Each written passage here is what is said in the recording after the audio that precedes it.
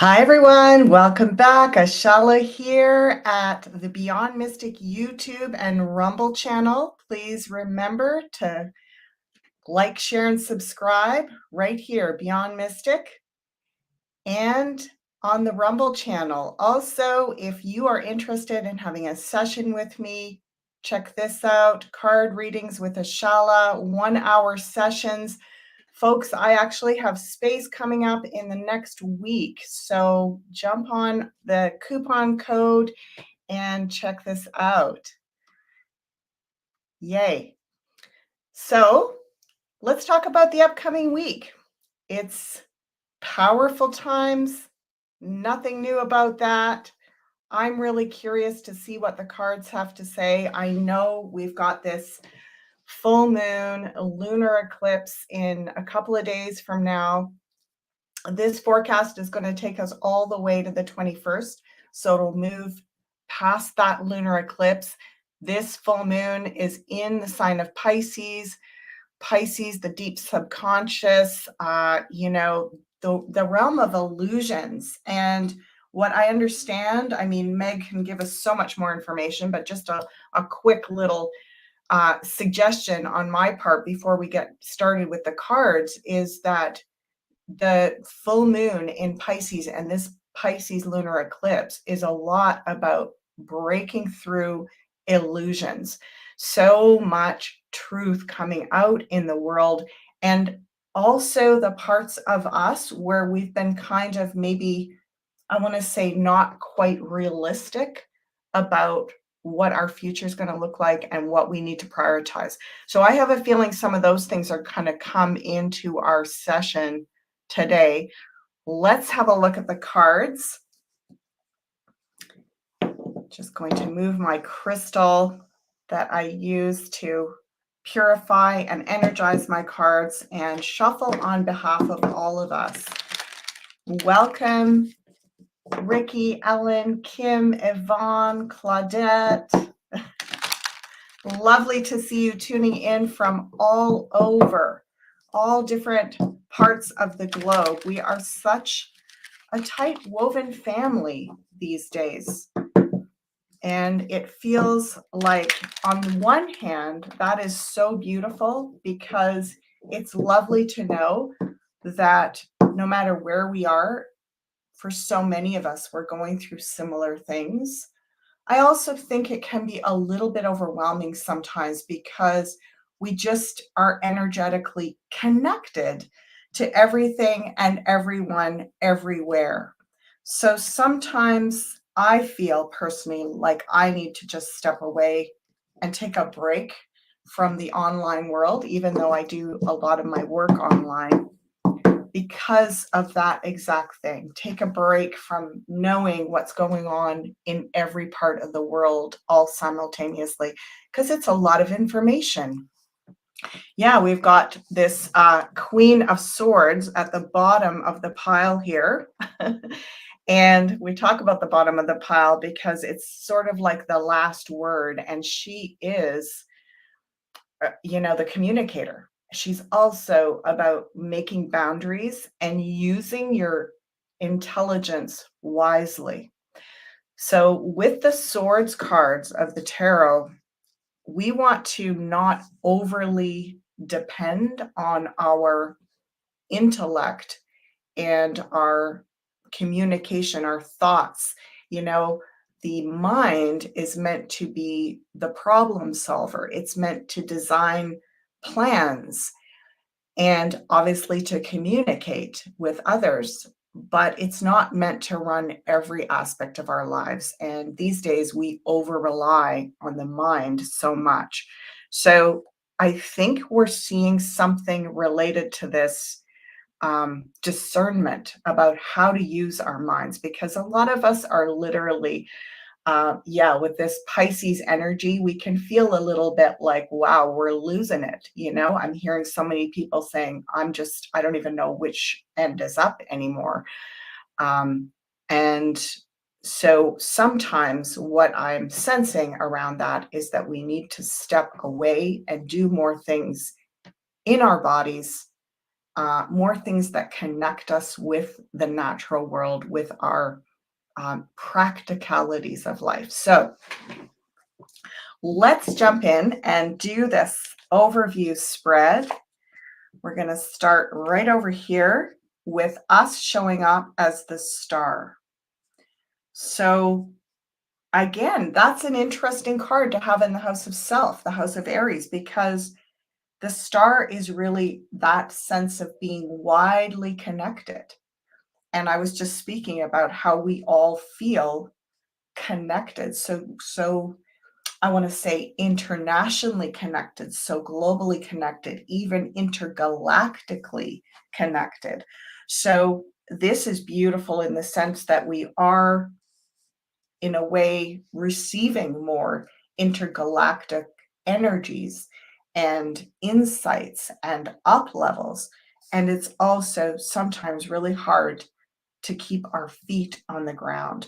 So you'll notice with this card, even though this maiden, the star maiden, is like basically this beautiful grand star is over her head, and she's very focused in the realm of, I want to say, star nations, ancestors, the big picture, her, international community, and so on.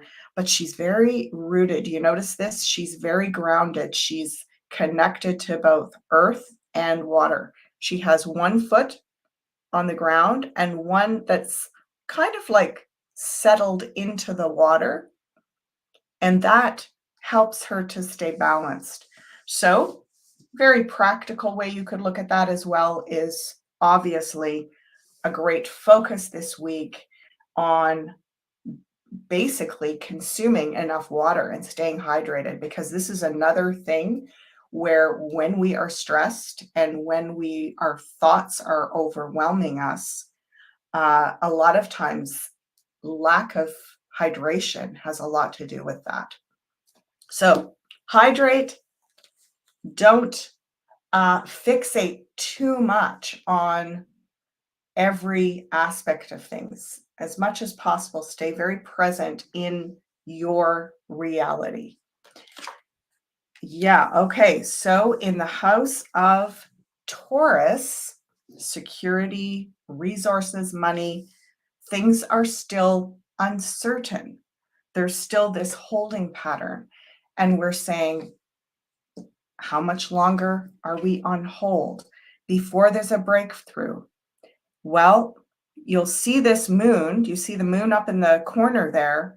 Often when I see this card, it reflects a 2-week period between, let's say, a new moon and a full moon. So if we're looking at going into the full moon in a couple of days, 2 or 3 days, well, this 2-week period is still going to feel, I want to say, not super grounded. There's a transitory energy around, where do we find our grounding? Where do we find our security?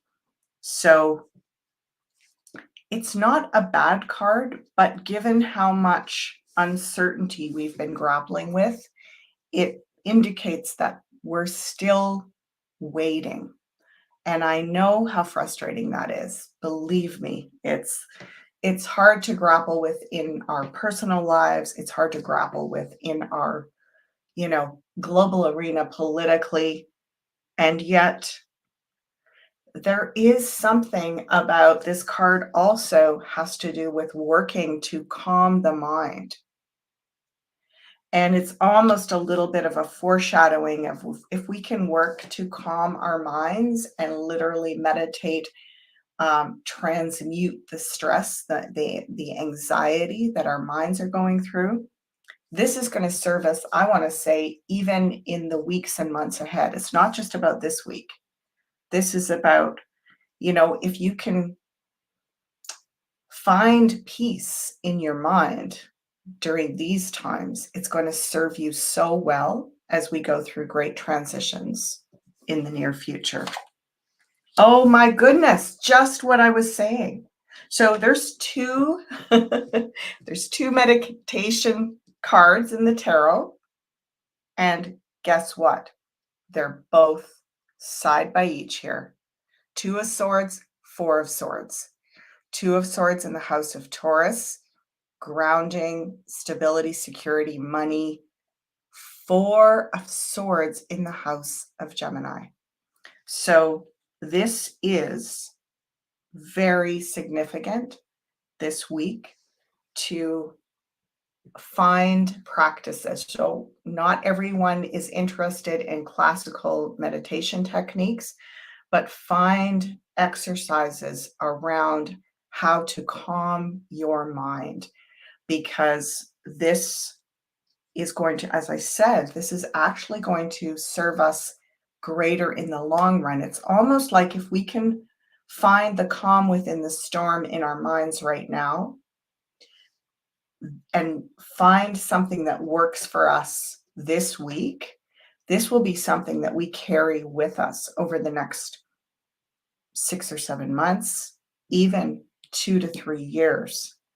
So meditation practices, calming the mind. There's so many different types of meditation out there. There's walking meditation, there's breathing meditation. There are classic traditional types of meditation. And most of us, most of you watching, have had some meditation experience cross your path at some point in life. It feels like a good week to go back and touch in with those practices. Just revive that a little bit. You know, even if you just get to it maybe a couple of times this week and 3 or 4 times next week, it's almost like what I'm being shown is our brains are actually going to crave it. It's like, when, when your body, mind, spirit wants something, it actually craves it. And it feels like when in the past it might have been hard to stay focused and like calm the mind. This week and next week is going to be easier than it's ever been before, and so, so powerful and necessary. So I also am aware, a lot of meditation practices talk about emptying the mind, and then you're basically chasing these thoughts that keep emerging. And I find those a little bit frustrating, those types of practices. I've got a very active mind. But what I have found to be more helpful are meditations where there's a mantra, a prayer, something that you're repeating on a regular basis, perhaps using your breath along with that.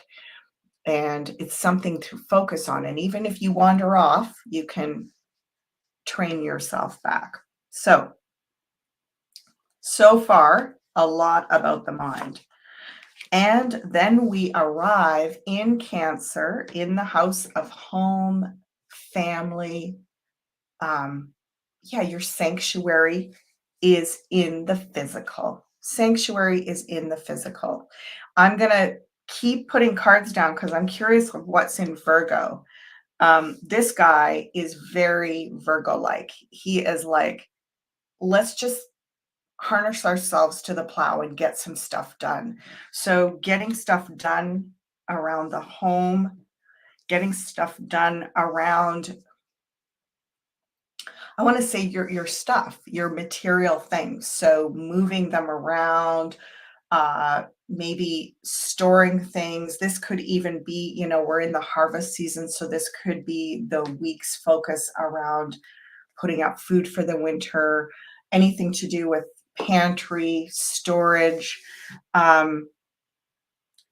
Like maybe it's not so much about getting rid of things or like clearing.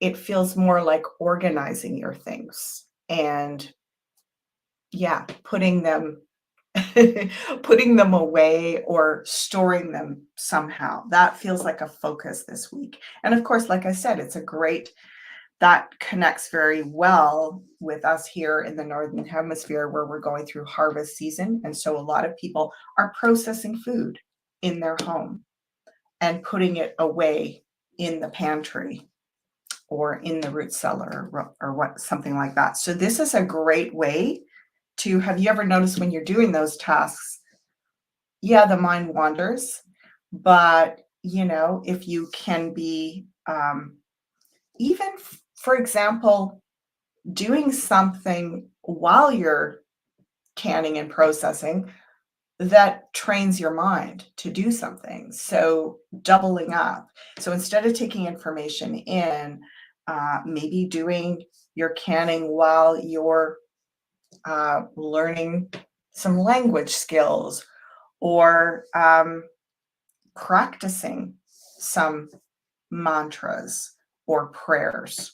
So working with the mind while you're working with your hands, super A plus on that this week. Another mind card. Okay, so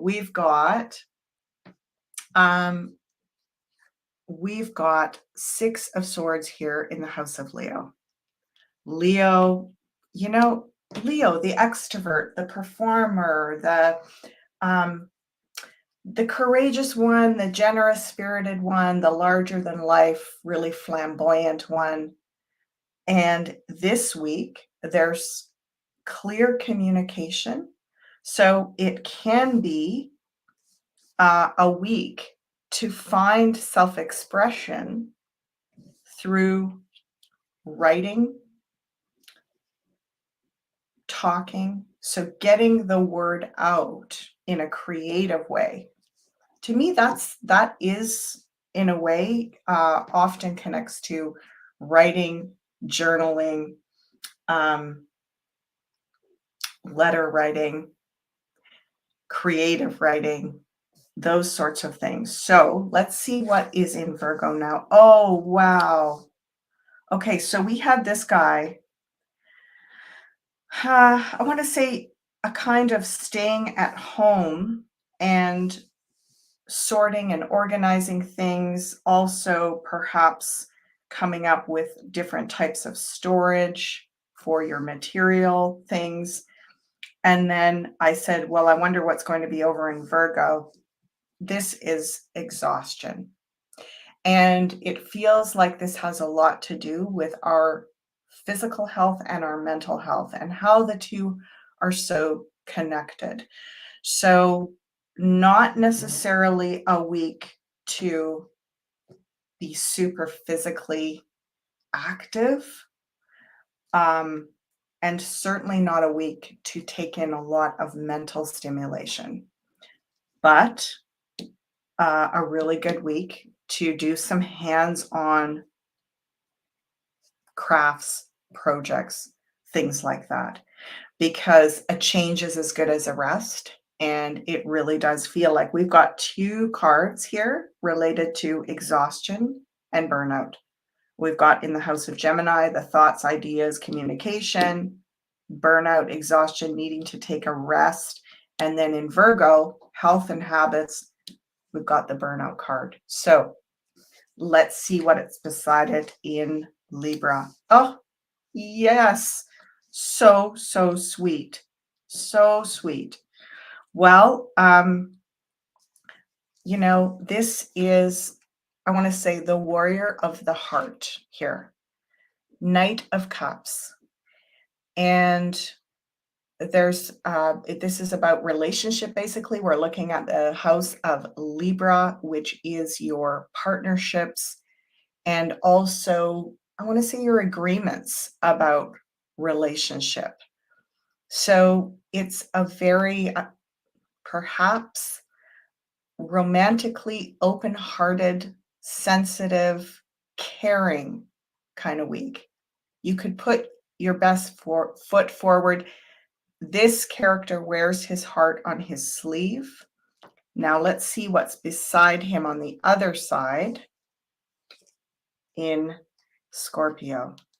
Okay, so it's like, I want to say, this power energy, power and dominance. We've got in Scorpio, which is endings and new beginnings, we've got the Emperor, the Patriarch. He also connects with things like the military industrial complex, any sort of authority figures.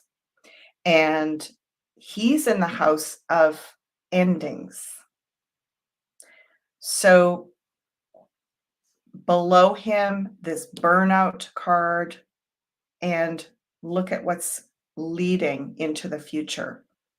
This knight of love, generosity, wearing his heart on his sleeve. So something, the Piscean energy is this very sensitive, loving, compassionate energy. And what is being healed this week is this strict, rigid structure, which we are all so exhausted by. So this is on a personal level. This is on an interpersonal level. Personally, it would be around the parts of you that drive you, that are like drive you to be a workhorse, drive you to succeed, to push yourself, to be very strict with yourself, to speak to yourself in a very, I want to say, strict, maybe even aggressive way. And this week, we are coming to the end of, I want to say, falling into that natural default. It's like we're all really tired of that kind of energy in ourselves, out in the world. So, any relationships where there's big power imbalance, where someone is, you know, controlling someone else, these are going to probably go through some kind of great ending this week.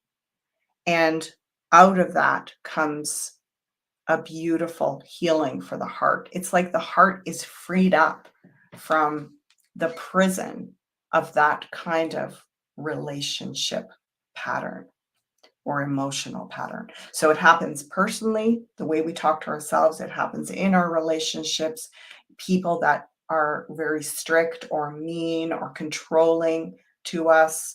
And it also happens in our larger global social political arena. So, this power dominant model, as we work on it inside ourselves, so the same on the outside. It's coming to an end in how effective it can, I want to say, manipulate or control people. It's like love is winning. And it's mostly because people are, it's almost like beyond uh, falling for the illusion that someone else has more power over their choices, over their personal autonomy than they do. It's sort of like that illusion is coming to the end of its cycle. It just can't maintain that any longer. The force, the fear, the control, right? Like it's they've used every tactic for eons to keep this kind of box, prison sealed shut, but the heart always finds a way to escape in the end. And that's where we are collectively right now. So I love it. Let's just take a quick little mid reading break here because I want to show you some other things that are going on the Beyond Mystic channel. We've got, hold on, I'm going to look at this. Jen's is doing something called the Wake Up Call. I'm going to share it with you. It's right here. Yeah. Let's go into double screens and then share it. Oop. Yay, there it is. Okay. So when is this happening? I'm just going to look on it with you. Oh, it's a service. So cool. This is a 1 hour session, and I was actually on the Beyond Mystic meeting. Basically, the whole team met just last week, and I was hearing about this, and it sounds incredible because, as we know, Jens knows so much about every aspect of, the awake reality. And this is an opportunity for you to really have a deep dive with him and explore what you know, learn more, ask specific questions that you want insight about. And of course, he's doing all of this in such a beautiful way because he is a healer and an intuitive. So it's not just about giving you information, it's about supporting you to find your way through all the information and help it make sense for you so it empowers you and not instead of disempowering you. So I just think this is so exciting. Check that out on the Beyond Mystic Consultations page. And let's go back to our reading. Whoop. Okay. There we go. So next card in the big overview for our week ahead, which takes us from today, the 14th, all the way to the 21st. Let's have a look here. Okay, we are now in the house of Sagittarius, expansion. Expansion and basically moving towards the greater version of ourselves. Now, I think this is so interesting because this card is the inner child. So if expansion is about activating our inner child, what could that look like? You know, this is the inner child. I don't know about you, but I definitely had a strict upbringing and a very strict patriarchal father figure where I was kind of scared a lot of the time. I'm not going to lie. I mean, it wasn't terribly violently abusive or anything, but we had a lot of rules. And you didn't like stepping out of line. Um, it's almost like interesting that that patriarch is wedged between these two cupbearers.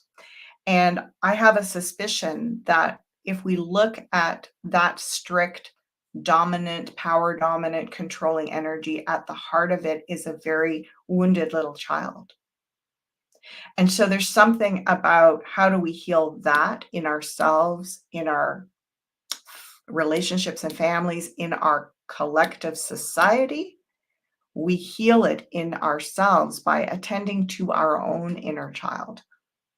I remember in my life where when I was, really feeling free and expressive and childlike, playful, I would often get into trouble. It's like, don't be a kid. Don't be so whimsical.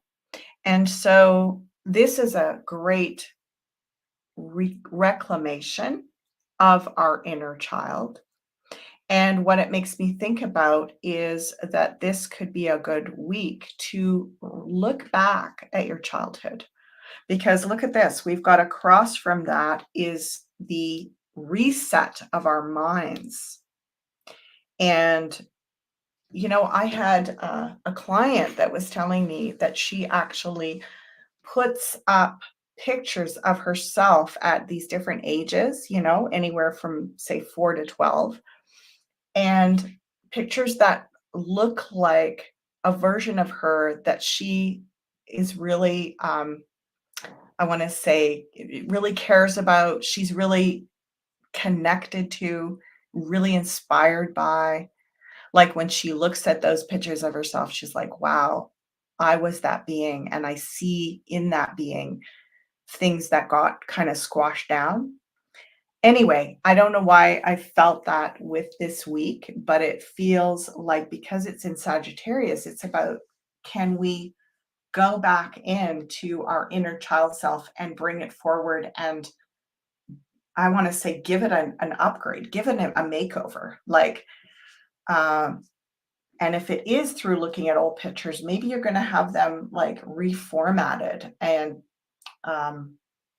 updated somehow, or working with them artistically in some way so that you, I don't know, maybe do an inner child collage or something like that, where you can actually see yourself and see that being that you were, that you still are. Because really, I believe that between the ages of 4 and 12, we have this being that is the most pure expression of who we are. And often it gets so closed down that by the time we're in our adolescence, we've lost touch with that. And it's so important that we recover that at this juncture because it's the one that will help us find our way.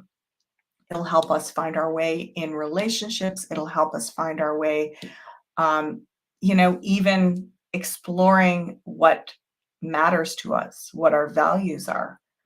It'll help us find our way into our life work, our life purpose, and what's important. So there we go. The inner child in the house of Sag and in Capricorn, sort of like the highest expression of yourself, your actualization. Well, we've all come to the end of a way of working. Now, this doesn't mean that you're not going to do the work you're doing now down the road, but the way you do it, why you do it, how much you do it, what other work you weave together with that. I'm getting, just as I look at this, they're saying in the future, the kind of world work we need to do to earn whatever money is going to look like is going to be less than 10 hours a week. And a lot of the rest of the time, we're going to do the work of being humans, which is, you know, growing food, cooking food, basically caring for our land, our homes, our children, our families, our loved ones. Yeah, maybe making some clothes, doing a lot more things that our ancestors did because they didn't have careers. They lived life. They may have had, well, certainly a lot of the men had work that they had to go out to. But the further back you go, the less and less that looks like that, right? A lot of times in older farming communities, for example, it's like, yeah, obviously you had to pay your taxes and you had to produce enough to exchange with other people in order to get other goods that you needed. But when you look back at the studies of how much time people spent working at that kind of world work to earn a kind of living, oh my gosh, it was like so much less than what the average North American works in a work week. So much less. So we're just looking at what is your work week going to look like?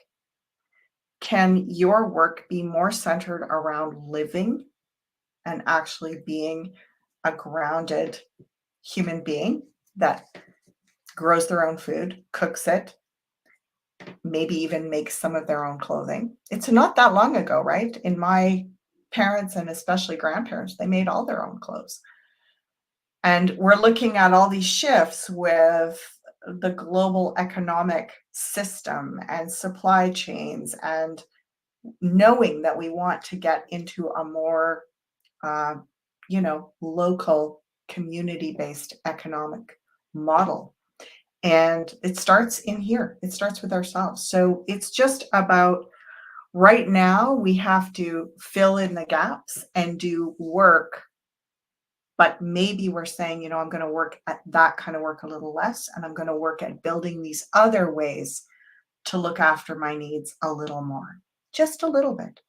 Move the dial 5% and think about that this week. Because I think all this pressure about money is making us go, you know what? Gosh, I've been focusing on making money.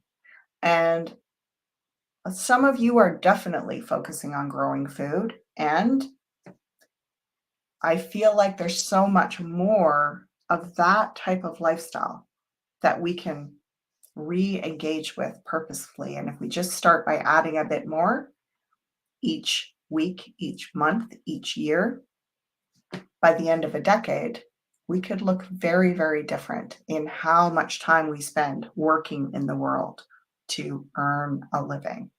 So very cool. I call this card the resume card. It's like you've got 9 wands in the ground behind you. You've fenced yourself in. It's come to the end of that road.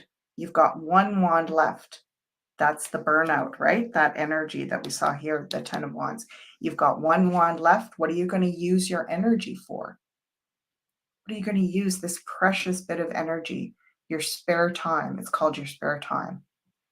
If you want to change and start being, I want to say, a more balanced, well-rounded human being that meets some of its own needs, all you have to bargain with right now is your spare time.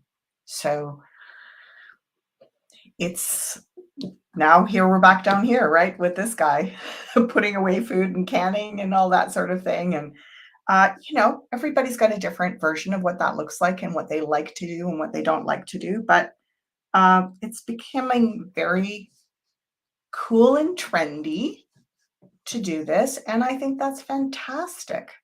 Let's make that a priority this fall. If you don't have gardens and you're not growing food, maybe you have neighbors that are doing that. And you can say, you know what? Show me how to can, and maybe I take some cans home with me.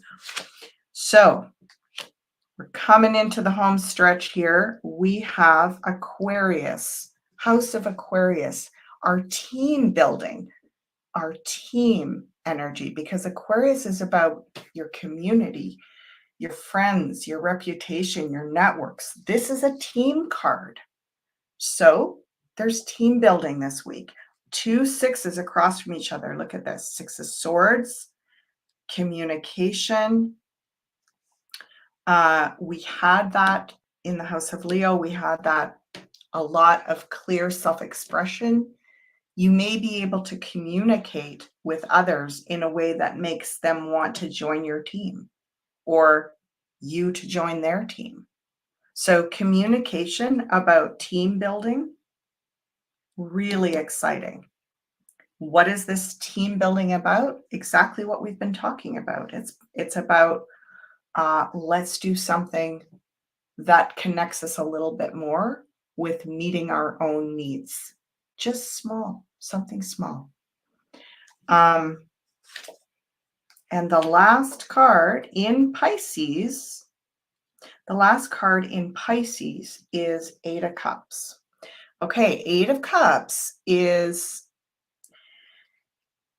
it's where I want to say, we've taken off the rose-colored glasses. The illusion of what we thought was going to be everything we ever wanted or hoped for, the North American dream, let's say, we're at a point where it's not, even if it were to be the best version of itself, it's not quite all we want anymore. It's not quite all we hope for. So it's interesting because I always like to look at how these characters are moving. And we have this character is moving towards this character who's looking at this character. So this person that has been trying to find fulfillment, the 8 of Cups is looking for emotional fulfillment, but not quite finding it, right? There's all those cups are stacked up, but there's a space missing for the missing cup, which is the 9th cup, which is the wish fulfilled. And off he goes on a journey to discover where that missing cup is. What is missing in this picture? And interesting, there's only 2 cards in the tarot other than the moon card that have a moon on them. And here they are right beside each other. The full moon, the new moon. So this feeling of uncertainty around Taurus, around security and money and stuff like that, it's bringing up a deeper sense of lack of fulfillment. So we use money to distract us from the things that we're not really super happy about. Like, we use money as I want to say we try to pay ourselves back or pay ourselves off by fulfilling ourselves by spending money. We all do it. We all do it. And we've been sort of trained to do that. Consumerism, that there's a lot of value in surrounding yourself with the things that you desire. But desire itself is a deeper uh, sourced experience. We don't get a lot of long term fulfillment just from spending money on things that we desire. There's something missing in this equation. And I find it interesting that this Pisces full moon is putting us into this energy of feeling like we're waiting for something new to begin. And I look at how he's heading into the team building with our friends and networks, heading towards this guy saying, you know what? I'm going to change the ratio of how much I work or how much I think I should work, even if I can. We've got this idea, I'm going to work because I need to save up all this money for a rainy day or for the, the end of the world or the crash of the system or whatever. And it's like all of that may not have the desired effect. It's sort of a bit empty and it could disappear in a poof. But the real I want to say investment of our energy is about putting our energy towards creating new systems where we imagine and begin to build with our spare time these networks around how we feed ourselves, how we clothe ourselves. I believe there's going to be even networks around how we live sustainably, our living quarters and all of that. I think it's going to be very diverse. There's going to be a lot of super beautiful creative options. And yeah, I got some visions about where all that's going to go. And we might be able to talk about some of that, Meg and I together, on our upcoming show, which is starting, I believe it's this coming Tuesday. You're going to see it. People are going to be talking about it on the channel, but we're doing the show together as above, so below. And I think that is going to be really amazing because we can use our combined skills and perspective to draw on these kind of answers to these larger questions, as well as looking at your individual, personal, and collective questions. So, last card, drum roll. Four of Wands. Four of Wands. It's a gateway, it's an upgrade. It's not a huge upgrade. It's not like the Judgment card where we have the go big, go big. But it is an upgrade. And the Six of Wands is also an upgrade. This is the Victory card. This is the upgrade card, and it's in the center. So let's talk about, a lot of us are feeling the pressure, the compression over here. I'm really happy not to see, I was expecting to see some kind of scary looking cards in this spread. There really aren't any, which is, yeah, it is very affirming and confirming that we're going to navigate this next week. It's probably going to feel, because remember last week we had the devil, the death card. We had some pretty big, intense ones. And boy, I felt it. I'm sure you all felt it. This week, I want to say it's going to be gentler, much, much gentler. And count your little wins, victory, little upgrades. Notice, even within about 4 days, you're going to feel like you've up leveled. Some things have been organized. You've organized some of the material things in your home and your life. And you're going to continue to be exploring deeper aspects of what emotional and personal fulfillment look like. And yeah, I just think it looks super gentle, encouraging. And as long as we can work with our mind and not get overwhelmed in our thoughts, work with that energy of meditation and calming your mind. We've been through a really heavy couple of weeks, and our minds are, they're just showing me it's like static electricity just flying around everywhere, right? So much information to process and decisions to be made and strategies like anxiety around how to strategize. This week, we're calming the mind down and focusing on, as I said before, this energy of roll up your sleeves and do something. Do something that is the beginning of what you could be spending more of your life doing down the road.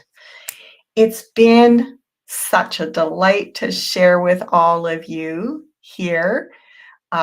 Please remember, as I said before, to like, share, and subscribe to our Beyond Mystic YouTube channel. Here it is. Hold on. It's always kind of fun to do this. Okay. There it is. And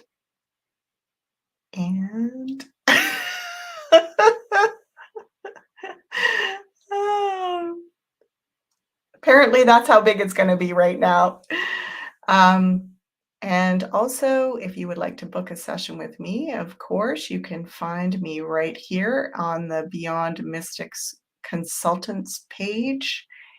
And as I said before, I am taking bookings for this upcoming week. So come on over and see me there. Blessings to you all. Everybody have a beautiful week. I look forward to seeing you here next time. Bye for now.